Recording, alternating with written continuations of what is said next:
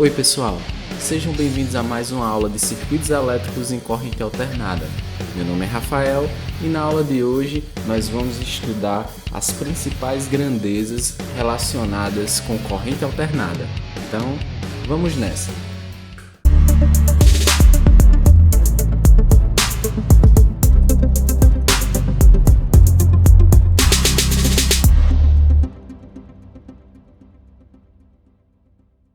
Então, gente, na nossa última aula nós vimos que um ímã ele tem essa característica aqui, ó, que linhas de campo elas saem do norte em direção aqui ao sul, certo? Aí a gente fez esse experimento aqui, né? Pegou uma bobina e colocou entre dois ímãs.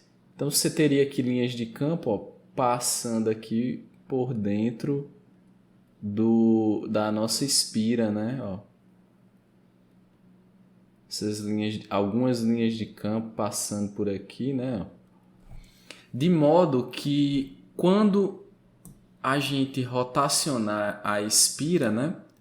A área efetiva vista aqui desse ângulo onde o Naruto está, a área efetiva ela começa a diminuir, né? Se você olhasse aqui de frente, ó, essa vista aqui nesse ângulo aqui, ó,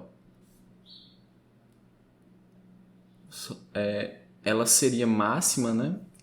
Essa projeção aqui dessa vista seria máxima. À medida que eu vou girando, essa projeção aqui, ó, ela começa a diminuir para quem está olhando de frente aqui, ó, nesse sentido, onde o Naruto está. De modo que essa área ela começa a diminuir. Então, a área em que as linhas de campo passam, a área efetiva, ela começa a diminuir. Consequentemente, menos linhas de campo vão passar por dentro da espira. Até chegar a essa situação aqui, ó. Você tem a espira na área mínima, né? Que ela está a 90 graus, no caso, ó. Ela está nesse sentido aqui. Então, observa que as linhas de campo, elas passariam paralela aqui a nossa espira, né? Então, digamos que nenhuma passaria por dentro da espira. Então, a gente mostrou também, ó, que o fluxo magnético ele é diretamente proporcional aqui a essa área, certo? Aquela áreazinha aquela área da espira, aquela área efetiva da espira. Então, a gente tem aqui, ó, a intensidade do campo magnético, né? Que é esse B aqui, multiplicado pela aquela área. Então, imagine que se a área ela varia do máximo ao mínimo, esse fluxo também vai variar do máximo ao mínimo, certo? Então, o que é que acontece? Ó? A gente viu aqui que o fluxo ele tem essa característica aqui, ó, certo? Ele varia de um valor máximo vezes o cosseno desse ângulo aqui, ó. Esse ângulo de giro aqui, para representar justamente essa variação do fluxo, né? Se você imaginar aqui, vamos lá, cosseno de zero. Se você pegar aqui, ó, imaginar esse vetor aqui em 0 graus, o cosseno de zero é igual a 1, né? Certo? Cosseno de zero é igual a 1. Se você pegar aqui, ó, colocar nessa expressão, então ficaria fluxo vezes fluxo máximo vezes o cosseno de zero, né? Isso aqui é 1. Então, o fluxo seria máximo, certo? Então, se você imaginar aqui, ó, graficamente, a gente colocou aqui, ó, no instante t igual a 0, o fluxo está no máximo, ou seja, está aqui em cima, ó, no topo. À medida que o ângulo vai variando, ó, esse fluxo vai diminuindo, chega em zero, ó. Aí vai, diminui até a extremidade negativa, -1, ó. Depois aumenta, chega aqui no máximo. Então o cosseno, ele tem esse gráfico aqui, né? Ó. Vai do máximo, começa no máximo, vai para o mínimo, máximo, mínimo, certo? Então, de forma semelhante, né? Existem alguns passos aí matemáticos que são um pouquinho mais à frente, né? Quando vocês estiverem no curso de engenharia de vocês, aí a gente vai poder conversar um pouquinho melhor do passo de sair daqui para chegar para cá, né? Que envolve um pouco de cálculo, certo? Mas o que é que acontece, ó? Por hora, a gente vai se ater à lei de Faraday. Faraday ele disse o seguinte, ó, em consequência da variação do fluxo, né? Então, se eu tenho variação de fluxo, ó, ele não é constante, certo? Ele não é um valor constante assim, ó. Não, ele não é, certo? Ele varia. A hora ele está no máximo, vai diminuindo, mínimo, máximo. Então, Faraday ele disse o seguinte, se houver esse tipo de variação de fluxo, surge nos terminais da espira uma tensão induzida, certo? Então, ele induz uma tensão nos terminais da espira, certo? Isso é o princípio de um transformador. Depois a gente vai falar um pouquinho mais sobre isso. Mas, de todo modo, ó, essa tensão induzida, ela tem essa equação aqui, ó, que é parecida aqui com o que acontece para o fluxo, né? Ó. Só que aqui é o seno, em vez de fluxo máximo, eu tenho tensão máxima, certo? Mas é muito similar a isso aqui.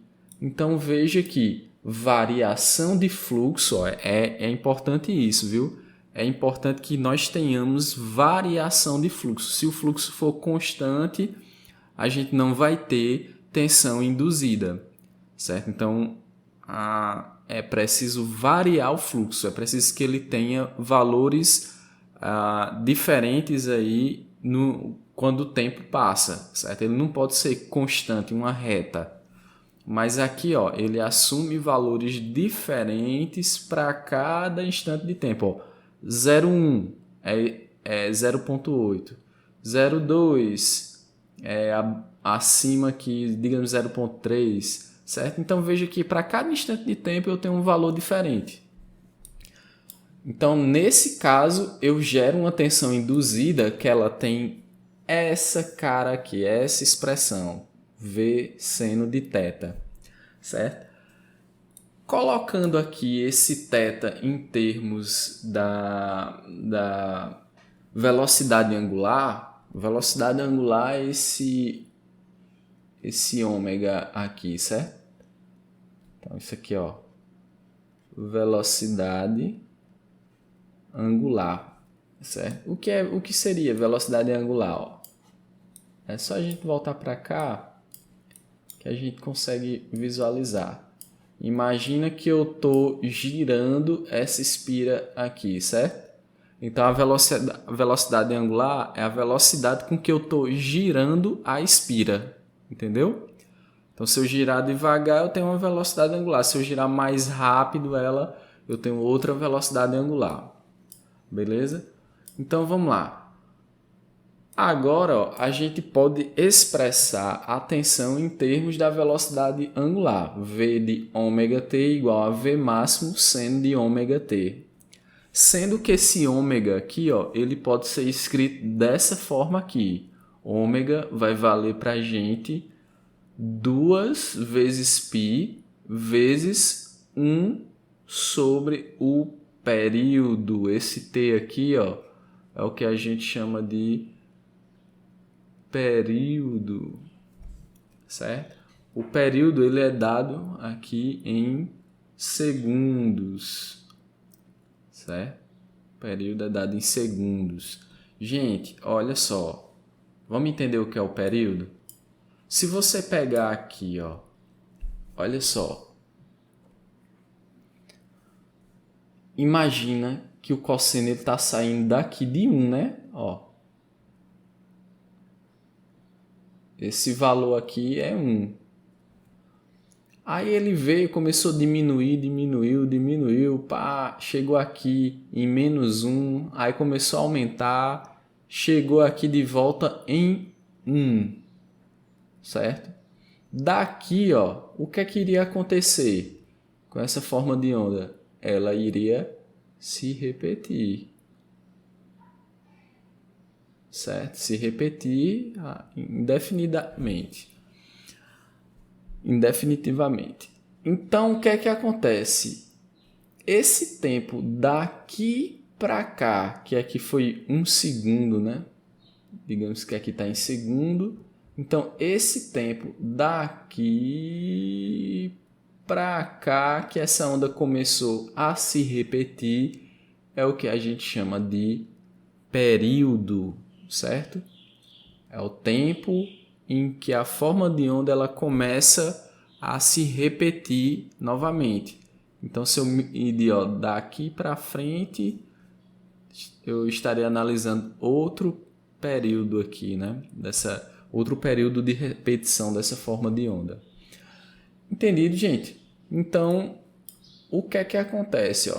Essa é a definição de período, né? É o tempo em que a forma de onda se repete, né? É o tempo que ela leva para se repetir. Só que o que é que acontece? Essa expressão aqui, 1 sobre o período, né? Deixa eu colocar aqui em destaque, 1 sobre o período. Isso aqui é a definição também de frequência. Então, é mais comum a gente ouvir falar da tensão definida em termos de frequência, certo?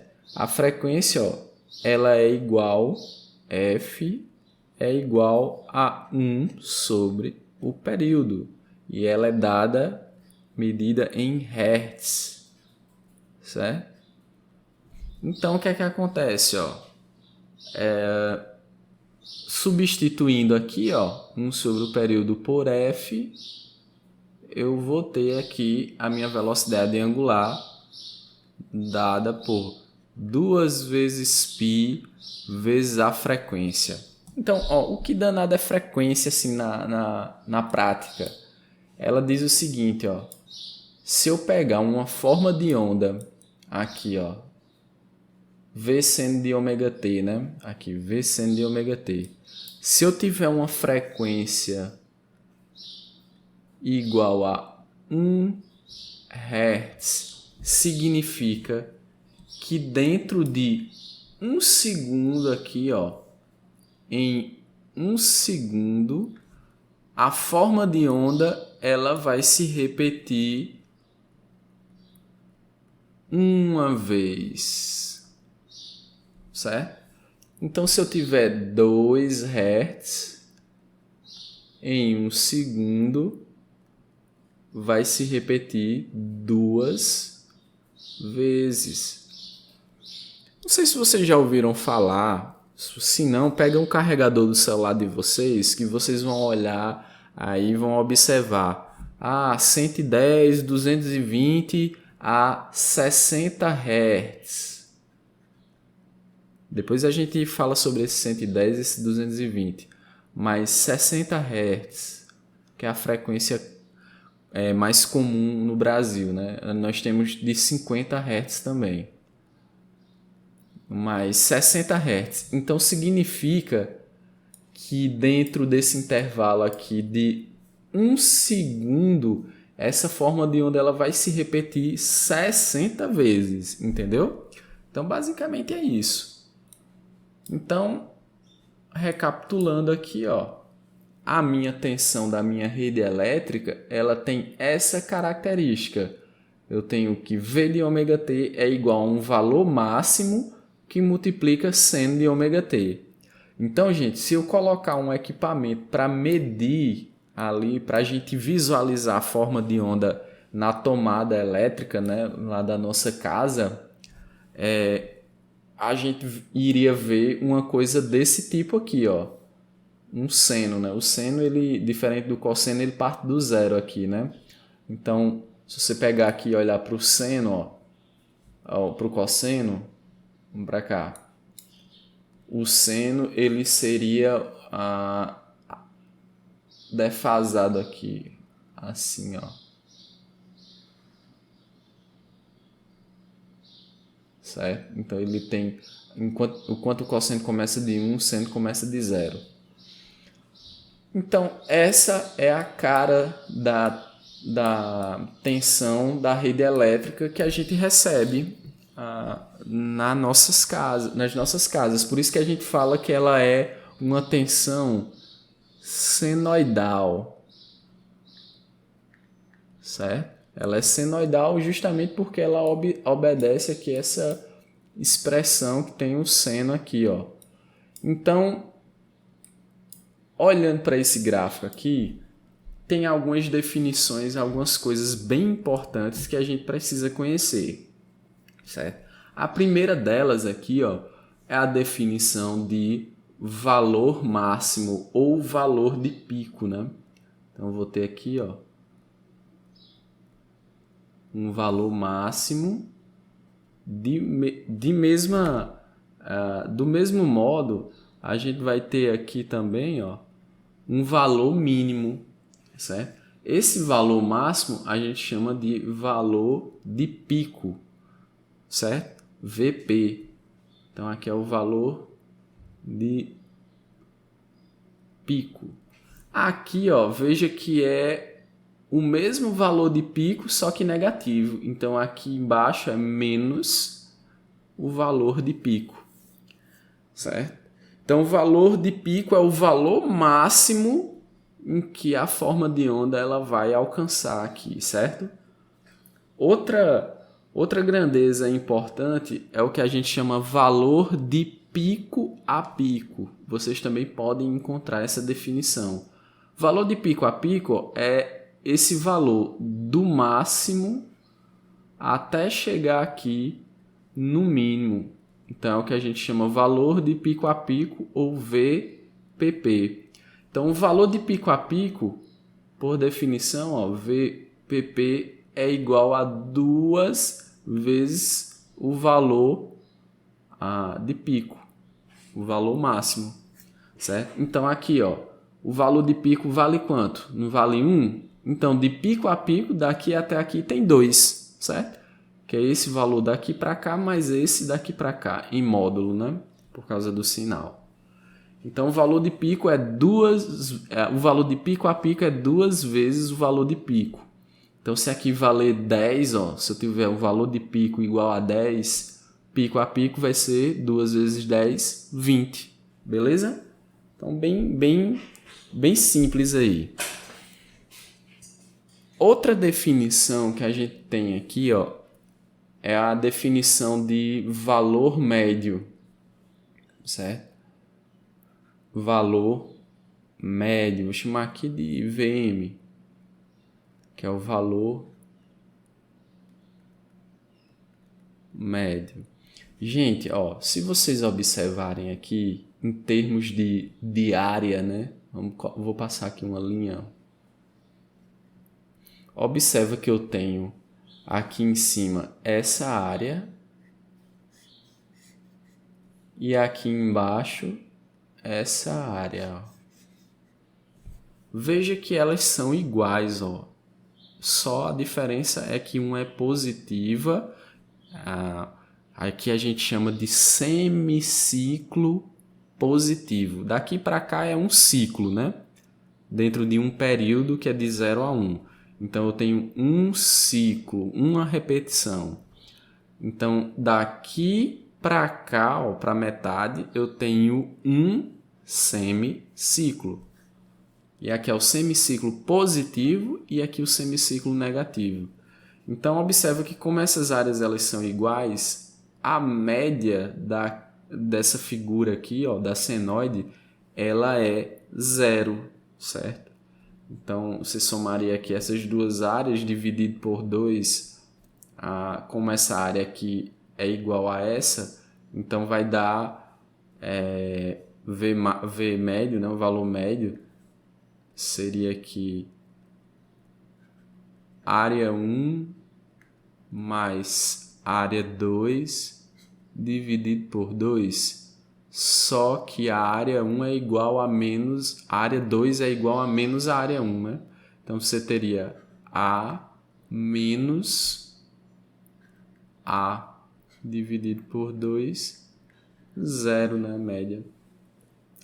Então o valor médio de uma senoide é nulo, certo? O valor médio para uma senoide aqui na origem, né? Na origem, começa aqui, ó, é nulo. Nem sempre essa senoide vai estar na origem, porque a gente tem circuitos diferentes aí, né? Que tem características diferentes. Mas nesse caso aqui que ela está na origem, a média é 0. Beleza? Então, temos aí outra definição, né? Valor de pico a pico, valor médio. Nós falamos também sobre período, que é o tempo em que a forma de onda ela se repete. Falamos de frequência, que tem a ver com os ciclos, né, que é medido em hertz. A gente falou que 1 hertz é uma forma de onda que ela se repete uma vez em 1 segundo, né? Se eu tivesse 2 hertz, como é que ficaria, gente? 2 hertz, ó, eu teria uma daqui para cá, ó. Ops. Teria isso aqui, ó. Eita, vamos lá. Teria isso aqui, ó, terminou aqui e daqui para cá outra repetição, né? Certo? Não ficou bem legal aqui, mas veja que eu tenho um ciclo, outro ciclo aqui. Então 2 Hz. Aí imagina aí 60, né? Seriam 60 ciclos desse daqui até chegar para cá. Beleza? Então, gente, outra definição também é a definição que é bem comum da gente encontrar, certo? Que é o que a gente chama de valor RMS. VRMS. Por enquanto, eu não vou entrar em definições formais aqui, porque como a disciplina da gente é nível técnico, não adianta a gente se aprofundar tanto em cálculo, porque falta uma base matemática de cálculo para vocês. Mas, por hora, o valor RMS para uma forma de onda senoidal, que é o que a gente está usando aqui, ele é o valor de pico dividido por raiz de 2, certo? Valor RMS, que é o que a gente chama de valor médio quadrático, certo? Então, é o valor de pico dividido por raiz de 2. Então, quando a gente ouve ali, ó, vamos voltar para cá. Eu acho que vocês já ouviram falar que a nossa forma de onda da nossa rede elétrica, ela é de 220 volts, né? Então, tem aqui, ó, 220 volts. Aí tem lá para o sul do país 110, né? Mas para a gente seria o 220. Mas, gente, vamos lá. Eu mostrei essa forma de onda, a gente mostrou essa equação aqui e mostrou que aqui, ó, e mostrou que a tensão ela varia de acordo com o tempo, certo? Então, se eu medir aqui, ó, se eu medir nesse instante, eu tenho um valor. Se eu medir nesse instante, eu tenho outro valor. Se eu pegar aqui, ó, eu tenho outro valor. Então, se essa tensão aqui ela está variando, né, no tempo, como danado eu estou medindo esses 220? Onde é que eu vejo 220 aqui, pelo amor de Deus? Gente, ó, então vamos lá. Se eu for pegar a tensão instantânea, que é isso, esses são esses pontinhos aqui que a gente mediu, a gente vai conseguir ter um valor que traga alguma informação para a gente, né? Justamente porque ele está variando aqui em cada instante de tempo, certo? Então essa informação de valor instantâneo para a gente não traria muita informação com relação à tensão, né? Se a gente for pegar o valor médio para a senoide, a gente já viu que é zero, certo? Então também não vai trazer uma informação importante para a gente, nesse caso, né? A gente ia medir só zero com o equipamento. Agora, gente, por isso que nasceu a definição aqui de valor RMS, a média quadrática, né? Então, vou pegar aqui o valor de pico e dividir por raiz de 2, certo? Então, esse valor aqui, ó, de 220 é o valor RMS medido na rede elétrica, certo? Que ele deve dar ali na casa de 220. Então, ó, se a gente pegar aqui, eu acho que vocês já devem ter sacado, né? Se eu pegar aqui, ó, essa equação, eu posso escrever que o valor de pico é igual ao valor RMS que multiplica a raiz de 2. Gente, pegando aqui o nosso caso, 220 volts vezes a raiz de 2. Então, vamos ver quanto é que seria aqui o valor de pico, né? Deixa eu fazer essa conta. 220 vezes raiz de 2.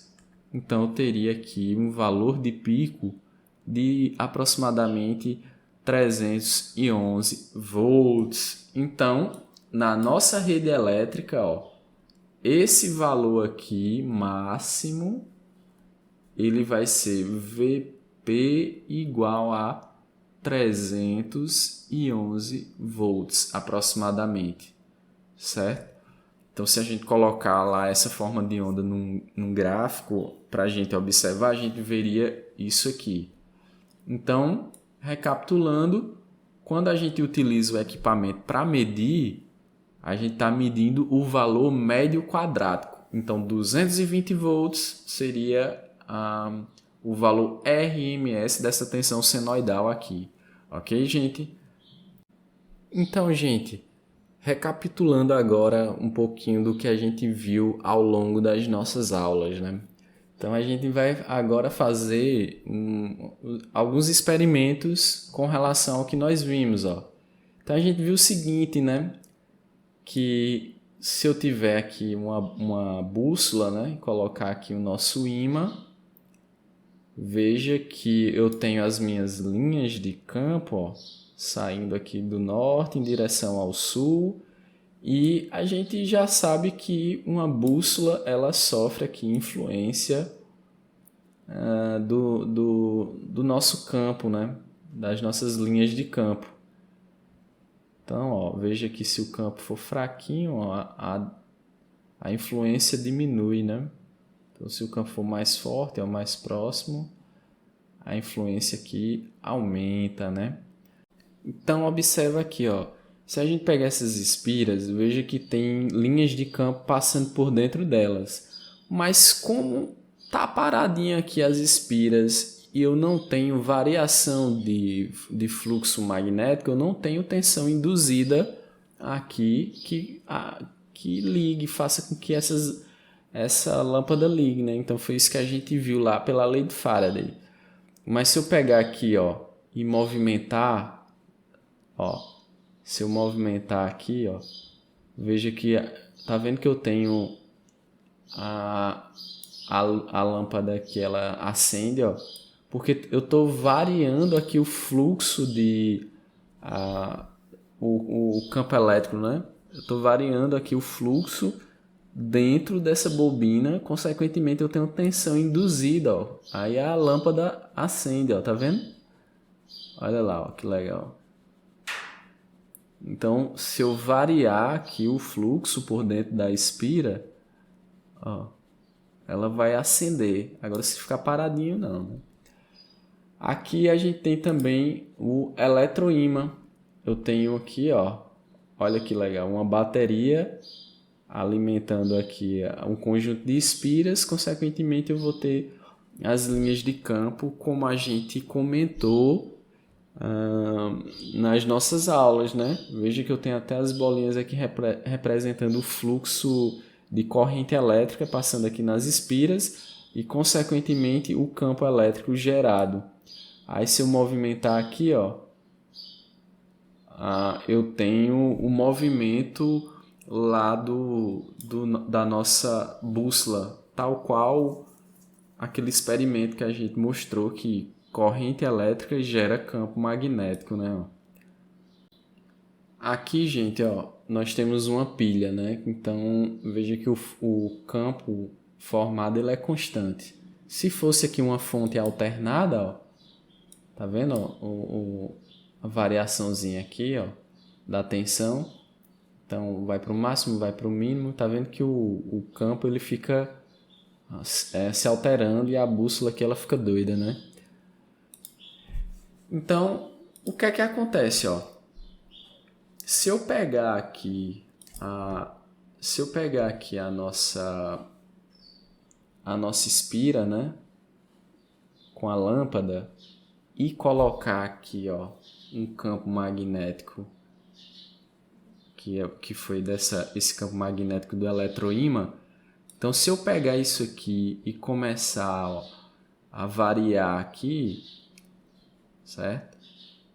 A gente gera aqui variação de fluxo nessa bobina, consequentemente tensão induzida que vai alimentar aqui a lâmpada, ó, e fazer com que ela acenda, certo? Então isso aqui é o princípio do transformador, certo? Vocês já ouviram falar no transformador? Esses transformadores que a gente tem nos postes, né?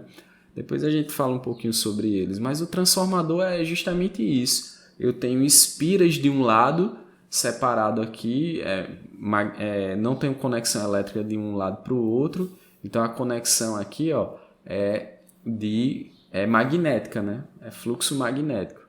Então eu tenho aqui um lado, ó, um campo magnético, no outro eu tenho espiras que vão gerar uma tensão induzida aqui na ponta. Então isso é o princípio de um transformador. Aí dependendo aqui, ó, do número de voltas de espiras, eu tenho uma tensão que pode ser diferente, pode ser maior, pode ser menor do que a de entrada. Depois a gente vê isso em detalhes. Então, ó, se eu mexer aqui, ó, eu gero fluxo, né, variação de fluxo, consequentemente tensão induzida na lâmpada. Aí eu consigo ativar a nossa lâmpada, certo? E agora, gente, pegando tudo que nós vimos aqui, agora a gente consegue entender o princípio de geração de energia, certo? Então veja que a gente tem lá nas hidroelétricas, eu tenho uma quantidade de água que fica represada e eu tenho as comportas que o pessoal abre ou fecha para aumentar ou diminuir o fluxo de água, né? Então as comportas, o que é que elas vão fazer? Basicamente elas vão fazer isso aqui, ó. Elas vão girar um ímã, certo?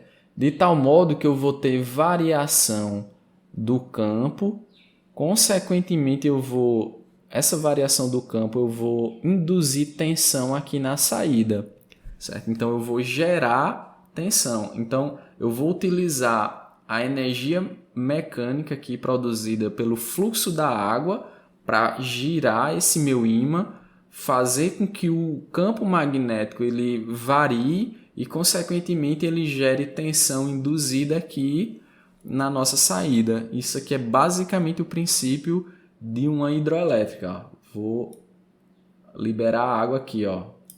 Olha só, comecei a girar. Deixa eu mostrar aqui as linhas de campo, ó. Veja que as linhas de campo elas estão variando aqui, ó. Então, elas variam. Consequentemente, eu tenho tensão induzida e a minha lâmpada ela começou a acender, ó. Aí, o legal, né? Por isso que se faz lá o controle da abertura e do fechamento da comporta que está representada aqui pela torneira, né? Então, se eu aumentar mais a comporta, ó, ele vai girar mais rápido. Consequentemente, eu vou gerar mais tensão aqui na saída. Então, se eu aumentar aqui ó, o fluxo, ó, aí a gente vai gerar tensão aqui na saída. Então, veja que lá nas comportas, eu tenho que ter o controle do fluxo da água para gerar a tensão que eu queira aqui na saída, né? Certo? Então, isso é bem importante em uma hidroelétrica. Certo? Então, se eu diminuir aqui, ó, a minha comporta, né? Eu diminuo a velocidade, consequentemente eu baixo aqui a tensão gerada. Então é isso, gente, o conjunto de coisas que a gente estudou está resumido aqui. Esse é o princípio de geração de energia alternada que nós temos aí nas nossas residências, que a gente utiliza no nosso dia a dia. Espero que vocês tenham entendido. Qualquer dúvida, deixe nos comentários, curte, compartilhe o vídeo e a gente se vê na próxima aula. Valeu, gente!